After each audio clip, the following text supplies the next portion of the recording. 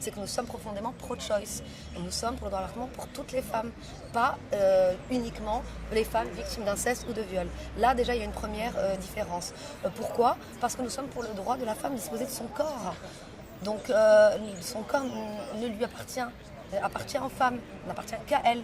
Le corps des femmes n'appartient ni à l'État, ni aux hommes de loi, etc. L'État, en revanche, a pour obligation de mettre en place une éducation sexuelle, parce que c'est lié. Sans éducation sexuelle, forcément au Maroc et dans les pays en voie de développement en général, il y a beaucoup de femmes qui ont des grossesses non désirées.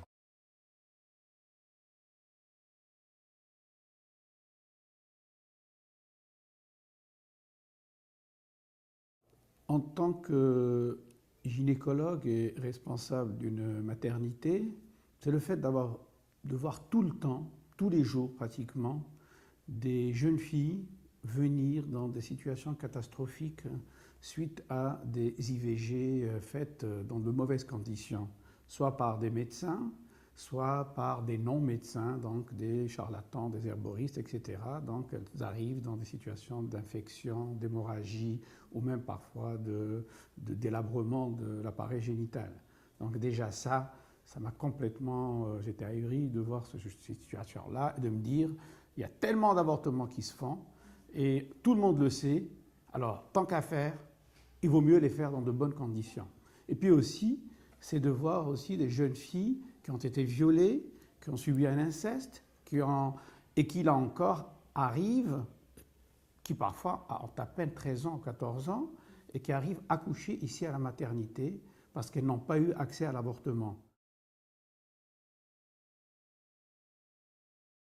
L'association n'est pas pro-avortement. L'association, elle est pour un avortement sans risque.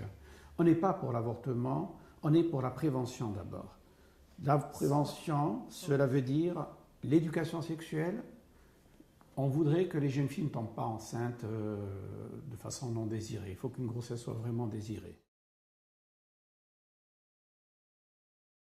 Le PJD a été le premier à m'ouvrir les portes du Parlement.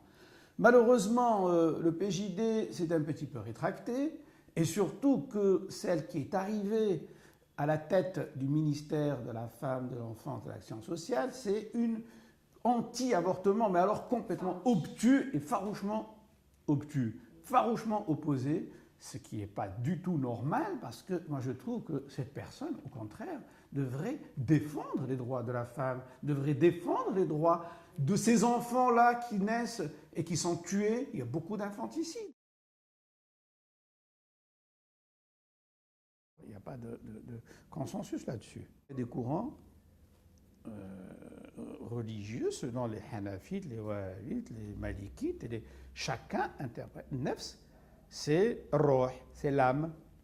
Et là, il y en a qui parlent de l'incrustation de l'âme, l'insufflation de l'âme qu'à 4 mois, il y en a qui parlent à 40 jours, il y en a qui parlent à la conception. Donc, deuxième verset coranique qui dit « La taqtulu awladakum khashyata imlaq » ne tuez pas vos enfants par crainte de pauvreté. Vos enfants, il ne dit pas « ne tuez pas vos embryons ». C'est vos enfants. Et là encore, par crainte de pauvreté. Ne tuez pas vos enfants. Il ne dit pas ne tuez pas vos embryons. Et il ne dit pas également n'avortez pas. Je n'accepte pas trop leur discours de liberté totale, parce que ça ne marchera pas au Maroc. Ça ne marchera pas au Maroc. Ça ne marchera pas. Nous sommes quand même un pays qui reste conservateur. On ne rentre pas par le sens de liberté et de fais ce que tu veux. Non. Pas donc, il ne faut pas rentrer par cette porte-là. Il faut rentrer par la porte médicale et là, ça peut marcher.